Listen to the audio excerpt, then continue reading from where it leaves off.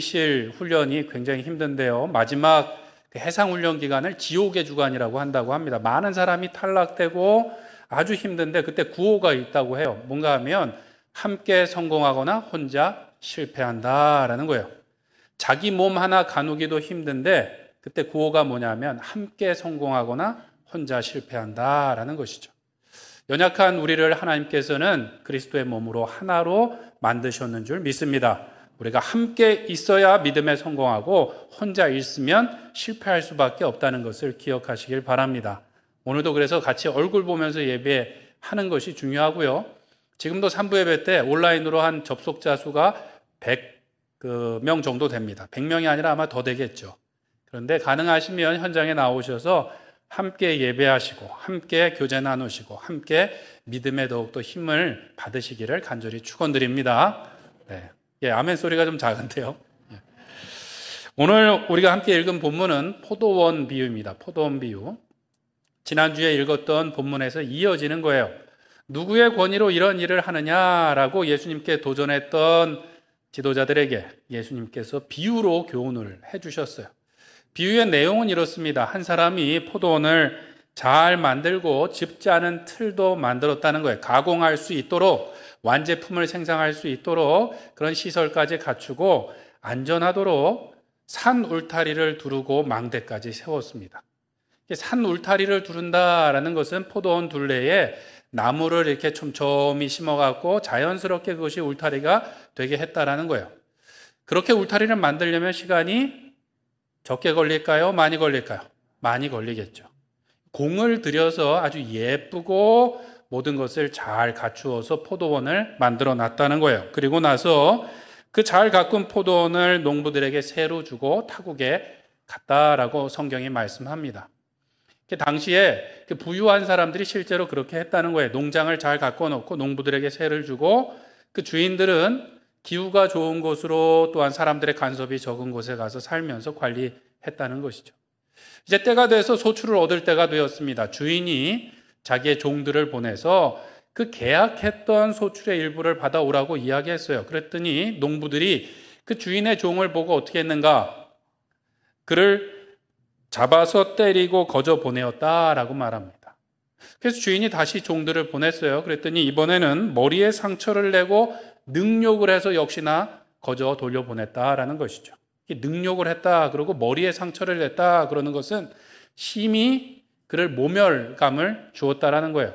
예전에 노예들 보면 이마나 이 몸에다가 상처를 내지 않습니까? 머리에 상처를 냈다라는 것은 심히 모욕하고 능욕하여 그냥 돌려보냈다라는 거예요. 주인이 다른 종들을 보냈더니 이번에는 때리고 죽이기까지 했고 이후에도 다른 종들을 보냈는데 더러는 때리고 더러는 죽이더라는 거예요. 이렇게 여러 번 아마 종들을 보낸 것을 보니까 그냥 한 해에 있었던 일 같지는 않습니다. 그 말은 주인이 오랫동안 기다리고 참고 그들에게 기회를 줬던 것 같아요. 그런데도 되지 않으니까 오늘 예수님께서 말씀하시기를 주인이 최후의 한 사람 사랑하는 아들을 보내기로 했다는 거예요.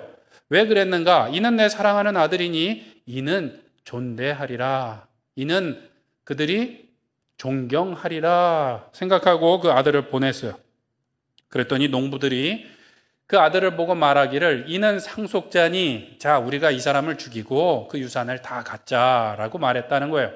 그래서 그 주인의 아들마저 죽이고 시체를 포도원 밖에 던져버렸다라는 것이죠. 예수님께서는 비유를 마치시고 사람들에게 자 그러면 주인이 와서 어떻게 하겠느냐라고 물으셨어요. 주인이 와서 그들을 진멸하고 포도원을 뺏어서 세를 잘 내는 사람에게 맡기지 않겠느냐라고 말씀하셨습니다. 즉 이 비유는 하나님의 심판이 있을 것에 대해서 비유로 말씀하신 거예요. 하나님의 뜻을 거역하고 선지자들을 핍박하고 잡아 죽인 이들이 하나님의 아들도 분명히 잡아 죽일 것인데 하나님의 심판이 있을 것이다. 그들에게 포도원을 뺏어서 다른 이들에게 주시겠다라고 말씀하신 것은 이제 구원이 이스라엘 백성에게서 이방에게로 넘어가게 될 것이다 라는 말씀을 하신 것입니다. 예수님의 이 말씀을 듣고 나서 사람들은 이 비유가 자신들을 가리킨 것을 알았대요. 그랬다 그러면 진짜 우리가 그런가 고민해보고 또 반성하고 돌이켰으면 좋았을 텐데 그렇지 않고 오히려 분노했다라는 것이죠. 마치 그 비유의 주인공이 자신들인 것을 스스로 증명이라도 하듯이 예수님을 잡아 죽이려고 했다는 거예요. 여기서 문제는 왜 농부들이 주인의 종들을 때리고 능욕하고 주인의 아들까지도 죽였는가 하는 것입니다. 또 왜 종교 지도자들은 예수님에 대해서 그렇게 분노하며 잡아 죽이려고 했는가 하는 문제인 것이죠. 아마도 처음에는 계약한 대로 그 소출의 일부를 주인에게 드리는 것이 아까웠는지도 모르겠어요. 사람들이 그렇지 않습니까? 그 화장실 들어갈 때와 나올 때가 다르다고. 내가 급할 때는 뭐든지 할 것처럼 그러지만 내가 급한 볼일이 끝나고 나면 그 다음에는 모른 척하는 것이 사람의 심리예요. 이 농부들도 어쩌면 계약할 때는 그 정도면 충분히 하겠습니다 라고 말했는지 모르지만 소출을 얻고 나니까 이것이 내 것이라는 마음이 들었던 것 같아요. 그래서 주인의 종들을 처음에는 그냥 거저 돌려보내고 그 다음엔 때리고 죽이기까지 했다라는 거예요. 나중에 주인이 아들이 왔을 때는 오히려 그 아들을 죽이고 그 모든 것을 빼앗을 마음까지 갖게 되었다라는 것이죠. 이 죄라는 것이 이렇습니다. 우리나라 옛날 속담에도 보면 바늘 도둑이 무엇 된다고요? 서도둑 된다라고 되어 있습니다.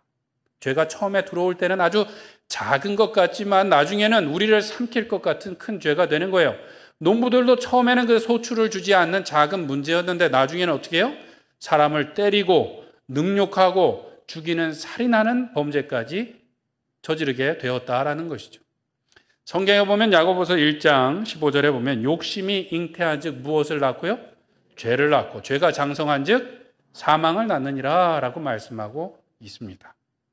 처음에는 물질에 대한 욕심이 원인이었는데 사실은 그 안에는 하나님을 경외하지 않는 그 마음이 원인이었다고 볼 수 있어요. 그냥 단순히 물질 때문이 아니라 하나님을 경외하지 않고 하나님의 말씀을 따르지 않다 보니까 그러한 죄를 저지르게 된 것이죠. 성경에는 이 포도원에 관한 이야기가 많이 나오고 대부분 이스라엘 백성들을 향한 은유로, 비유로 쓰이게 되는데요. 특별히 이사야 5장 7절 말씀에 보면 이렇게 말씀합니다. 무릇 만군의 여호와의 포도원은 이스라엘 족속이요 그가 기뻐하시는 나무는 유다 사람이라. 그들에게 정의를 바라셨더니 도리어 포악이요 그들에게 공의를 바라셨더니 도리어 부르짖음이었다라고 말씀하고 있어요. 이사야 5장에 보면 주인이 포도원을 잘 가꾸고 극상품 최고의 포도나무를 심었는데 그리고 공을 들였는데 나온 열매를 보니까 들포도였다는 거야. 상품 가치가 없고 먹을 수가 없는 포도가 열렸어요. 그래서 몇 해를 더 거름을 주고 공을 들였는데도 변하지 않으니까 그 포도원을 황폐케 하지 않겠느냐라고 말씀하시면서 이스라엘 백성들에게 바랬던 것이 무엇인가? 공의와 정의를 행하는 것, 하나님의 말씀을 따라 행하는 것인데 그들의 열매는 무엇이었는가 하니까 포악이요 또한 불법과 폭력을 저질러 사람들을 해치는 일이었다라는 것입니다. 불순종의 근본적인 원인은 하나님을 경외하지 않는 것이었어요. 하나님을 경외하지 않으니까 그들 스스로 방법을 찾다 보니까 물질을 구하게 되었다라는 것이죠. 신명기 말씀에서도 그렇고 예수님께서 시험 받으실 때 하셨던 말씀에 보면 사람이 떡으로만 살 것이 아니요 하나님의 입에서 나오는 모든 말씀으로 살 것이라고 이야기하셨습니다.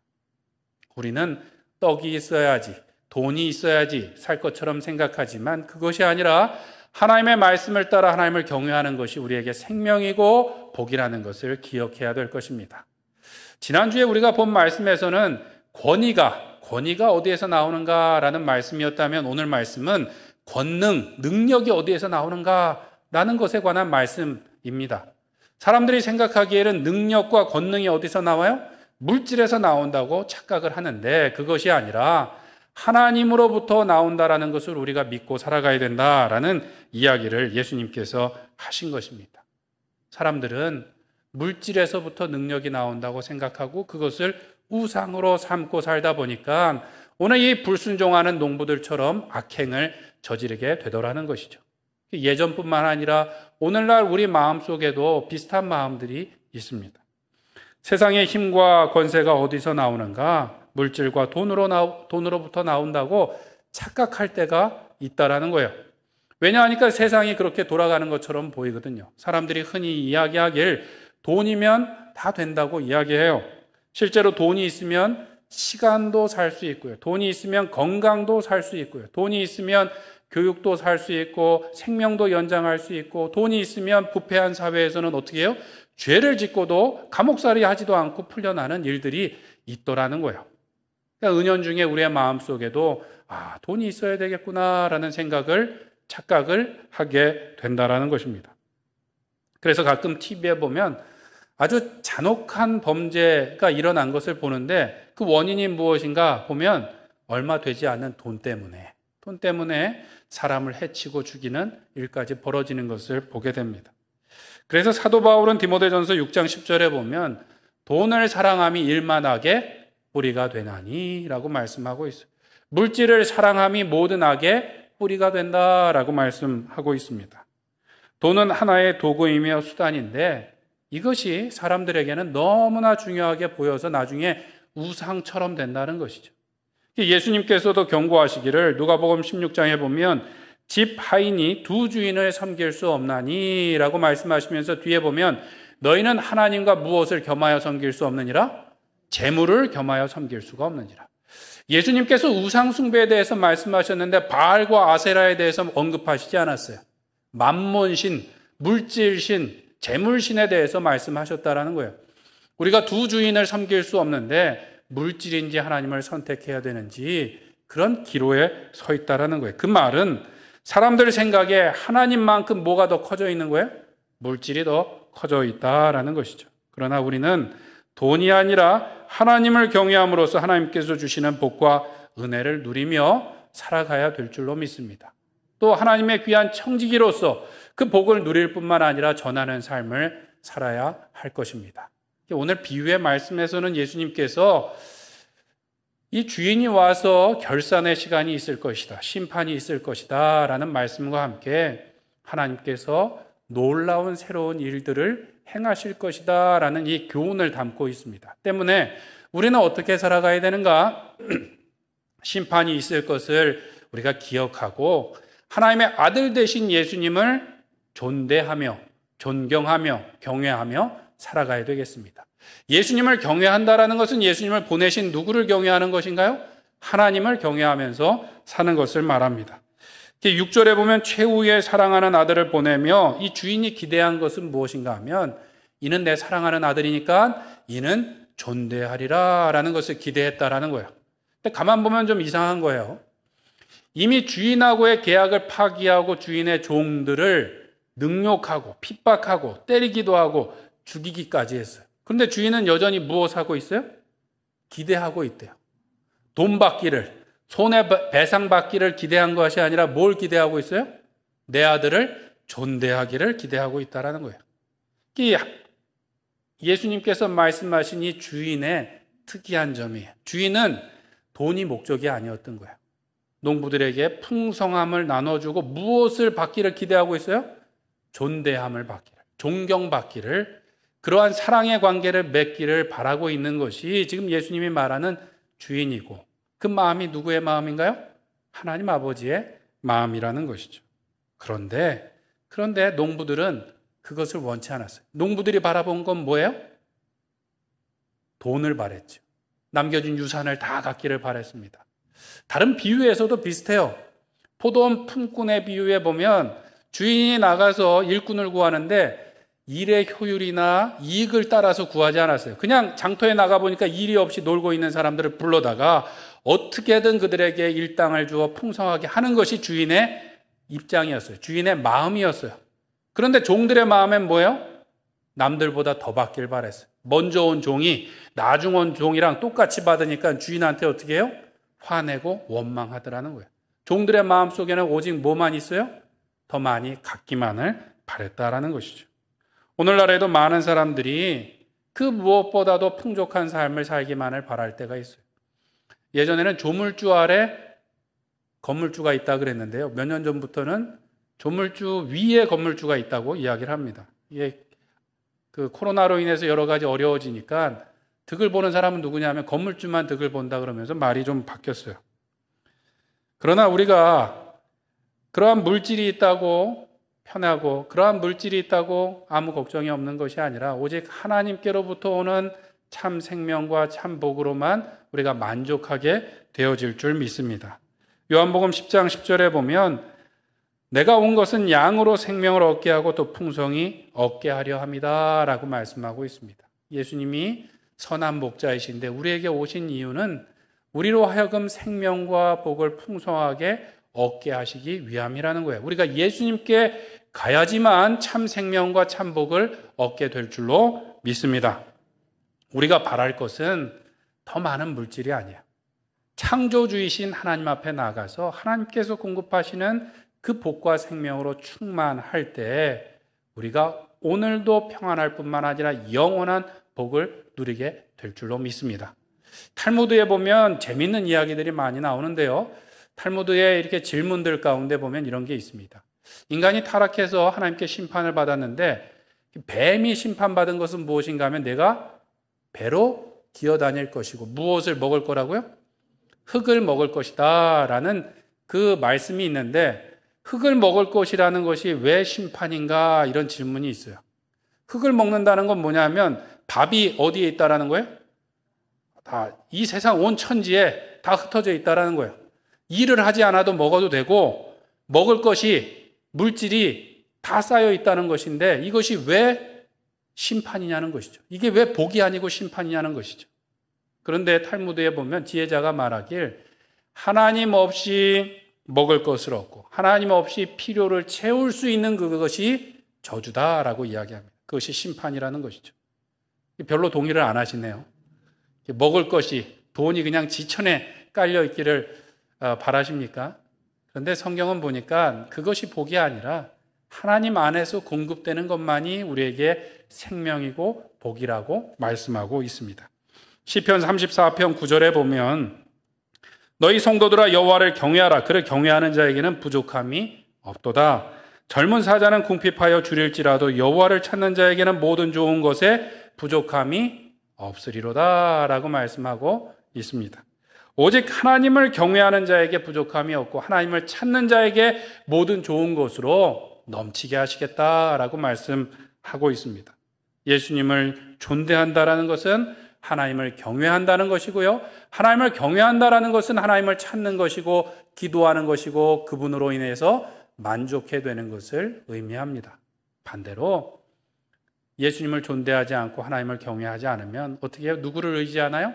내 힘을 의지하는 것이죠. 젊은 사자와 같이 내 힘을 의지하게 되고 포악하며 다른 사람을 먹이로 삼게 되는 것입니다. 다른 사람을 존중하지 않고 이 악한 농부들과 같이 다른 사람을 해치며 물질을 위해서 먹을 것을 위해서 살아가는 그런 짐승과 같은 삶을 살게 된다는 것이죠. 그러나 우리가 하나님을 경외함으로 하나님의 복으로 충만할 뿐만 아니라 젊은 사자가 아니라 하나님의 사자들로서 하나님의 복을 나누어 줄 수 있는 주님의 귀한 청지기의 삶을 사시는 우리 로뎀교회 성도님들 되시길 간절히 축원드립니다.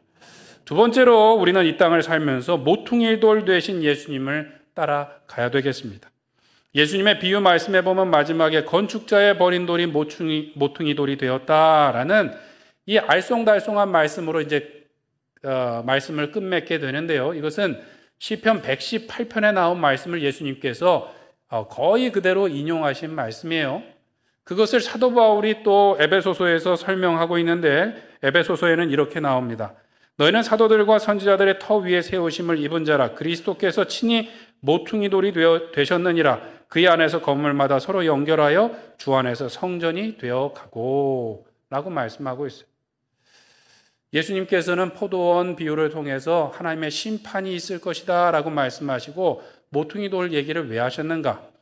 건축자에게 버림받은 모퉁이 돌 그 위에 하나님의 능력으로 놀라운 일들을 행하실 거라는 거예요. 그 놀라운 일이 무엇인가요? 예수님 안에서 우리가 서로 연결되어 하나님이 거하시는 성전을 지으실 것이다 라는 이야기를 하고 있는 거예요. 성경에 보면 모퉁이돌, 머릿돌 나오는데요. 우리가 생각하고 있는 머릿돌하고는 좀 다른 게 이스라엘에서는 건축할 때 이 모서리에 가장 중심이 되는 돌을 먼저 놓고 그것을 연결하여 건물을 지어갔는데 바로 이 예수님께서 그 모퉁이돌, 그리고 머릿돌이 되실 것이다 라는 이야기를 합니다. 특이한 것은 뭐냐 하면 건축자들이 버린 돌이라는 거예요. 건축자들이 보기에는 볼품없고 그것이 좋지 못한 것 같아서 버렸는데 하나님께서 놀라운 능력으로 그 위에 하나님의 성전을 지어 가신다라고 말씀하고 있습니다. 11절에 보면 주로 말미암아 되었다라는 것은 누구의 능력으로요? 하나님의 능력으로. 하나님께서 하실 거라는 거예요. 그리고 그 뒤에 보면 우리의 눈에 놀랍도다라고 되어 있는데 시편 119편에서는 우리 눈에 기이하다라는 표현을 쓰고 있어요. 하나님의 능력으로 뭔가 새로운 역사를 이루시는데 그것이 우리의 눈에 보기에 기이하고 놀랍도록 하나님께서 그 일을 이루신다라고 말씀하고 있습니다. 왜 이것이 놀라운가 보면 예수님, 하나님의 아들이신 예수님께서 오셨는데도 불구하고 건축자들의 버린 돌이 되셨대요. 예수님께서 이 땅에 오셔서 존중받으신 것이 아니라 어떻게 해요? 고난당하고 능욕당하고 매맞고 심지어는 죽임을 당하셨는데 하나님께서 그 예수님 위에 하나님이 거하시는 성전을 놀랍도록 이루어 가신다라는 말씀을 하고 있는 것입니다. 이것이 왜 중요한가 하면요. 우리도 신앙생활을 하다 보면 그 여러 가지 어려움을 당할 때가 있어요. 물론 내 실수 때문에 어려움을 당할 때도 있지만 믿음을 지키느라 고난을 당하고 내가 손해를 감수해야 되고 오해를 받게 되고 어려움을 겪게 될 때가 있어요. 그럴 때 우리 마음속에 조금 이렇게 어리석은 생각이 들 때가 있어요. 예수님이 과연 내가 이렇게 힘든 것을 다 아실까라는 마음이 들기도 하고요. 또 그것이 더 힘들고 힘들다 보면 예수님은 그냥 십자가에서 그냥 고통당하고 죽으셨는데 나는 계속해서 이 끝나지 않는 어려움을 당하니 내가 더 힘든 것은 아닌가라고 이렇게 어리석은 생각을 할 때가 있어요. 그런데 성경에 보면 우리에게 있는 대제사장은 우리의 연약함을 동정하지 못하실 리가 아니요 모든 일에 우리와 똑같이 시험을 받으셨다라고 히브리서에 말씀하고 있습니다. 근데 이 말은 예수님께서 그냥 우리와 비슷한 고난을 받으셨기에 대충 아신다는 의미가 아니에요. 이 말은 무엇인가요? 우리와는 비교할 수 없는 하나님의 아들께서 우리와 똑같은 우리보다 더 심한 고난과 능욕을 당하셨다라는 것이죠. 우리와는 비교할 수 없는 거예요. 조지 맥도날드라는 그 설교자는 이런 이야기를 했습니다. 그분은 우리보다 크시니 그분의 고난이 덜 했을 것이라고 생각해서는 안 됩니다. 본성이 섬세할수록 더 사랑스럽고 참되고 적법하고 옳은 모든 것에 생생하게 깨어 있을수록 고통의 적대성과 생명을 덮치는 죽음의 침입을 더 많이 느끼고 세상의 조화가 깨어지면 더 무섭게 다가오고 그 깨어지는 소리는 고문과도 같아집니다. 라는 이야기를 했어요. 좀 복잡한데 무엇인가 하면요. 예수님이 우리보다 크시니까 그런 고난쯤이 아무것도 아니겠지 라고 할 것이 아니라 그 반대라는 거예요. 예수님은 우리보다 지혜와 능력이 더 많으시고 더 높으신 분이니까 우리와 같은 고통을 당하실 때 어떻게 해요? 더 섬세하게, 더 많은 고통을 당하셨다라는 거예요. 쉽게 생각해도 우리와 같이 죄인이 고난당하는 것은 당연하다고 볼 수 있는데 창조주 하나님의 아들이 능욕당하고 고난당하셨다는 것은 가히 있을 수 없는 일이라는 것이죠. 예수님께서 고난당하신 것은 우리가 당한 것과 비교할 수 없는 크고 놀라운 고통이었다라는 것입니다. 우리가 기억할 것은 무엇입니까? 그 예수님께서 버림받은 모퉁이 돌로 살아가셨던 것처럼 우리도 예수님을 따라 능욕당하고 치욕당하고 고난당할 것을 두려워하지 않고 주님께로 나아가야 될 줄로 믿습니다. 히브리서에서는 사도 바울이 이렇게 도전합니다. 그러므로 예수도 자기 피로써 백성을 거룩하게 하려고 성문 밖에서 무엇 받으셨느니라? 고난을 받으셨느니라. 그런즉 우리도 그의 치욕을 짊어지고 영문 밖으로 그에게 나아가자라고 말씀하고 있어요. 예수님께서 고난받고 쫓겨나신 것처럼 죽임을 당한 것처럼 우리도 치욕당할 것을, 우리도 고난당할 것을, 우리가 수고할 것을 두려워하지 않고 주님께로 나아가자라는 이야기를 하는 것이죠. 찬송가 341장에 보면 주도 곤욕당했으니 나도 곤욕당하리라고 우리가 찬송하지 않습니까? 주님께서도 고난당하셨는데 죄인인 우리가 고난당하지 않을 이유가 어디 있겠습니까? 우리도 기꺼이 주님을 따라서 모퉁이 돌 되신 주님께 이어져 연결되어 주의 놀라운 성전을 건축하는 사람들로 쓰임받기를 간절히 축원드립니다. 우리는 말로는 주님을 위하여 목숨까지 드린다고 말하지만 오늘은 너무 바빠서 안 된다고 말하기도 하고 이 일은 너무 힘들어서 안 된다고 말하기도 하고 또 때로는 이 일은 처음이라서 할 줄 몰라서 안 된다고 말하기도 하고 때로는 내 자존심 때문에 포기하기도 하고 때로는 사람들에게 오해받고 또 상처받을까 봐 우리는 십자가의 자리에서 도망치려고 할 때가 있다라는 것이죠. 그런데 C.S. 루이스라는 철학자는 이런 이야기를 합니다. 만일 우리가 사랑의 고통과 상처를 피하고 싶다면 고양이 한 마리도 사랑하지 않는 것이 낫다라는 거예요. 누군가를 사랑하고 섬기면서 상처받을 것이 두렵다 그러면 고양이 한 마리도 섬길 자격이 없다는 거예요. 늘 그냥 마음을 겉모습이 그럴듯하게 숨기고 있으면 상처받을 일은 없는데 그런 마음은 죽은 마음이다라고 이야기합니다. 상처받고 싶지 않아서 우리가 공동체에서 멀어지거나 상처받고 싶지 않아서 봉사를 멀리하거나 상처받고 싶지 않아서 우리가 도망치기보다는 예수 그리스도를 따라서 우리가 기꺼이 고난받고 또 수고하고 또 우리가 때로는 상처받을 것을 두려워하지 않고 주님께 나아감으로 주의 성전을 이루어가는 우리 로덴교회 성도님들 되시길 간절히 축원드립니다. 다른 사람들이 어떠하든지 모퉁이 돌 대신 예수 그리스도께 우리가 먼저 연결되어지기를 소원합니다. 주님의 손을 꼭 붙들고 우리를 보내신 가정에서 우리를 보내신 일터에서 우리를 보내신 교회에서 우리가 축복의 통로가 되어야 되겠습니다. 우리가 먼저 예수님께 딱 붙어 있으면 우리를 통해서 오늘 성경에 말씀하신 것처럼 기이하고 놀라운 하나님의 능력으로 우리를 통하여 하나님의 거룩한 성전을 이루어 가실 줄 믿습니다. 하나님의 그 능력을 믿음으로 오늘도 기꺼이 예수님을 따라 영문 밖으로 나가기를 수고하고 헌신하고 고난받기를 감수하며 나가시는 우리 모든 로뎀교회 성도님들 되시길 간절히 축원드립니다. 우리 함께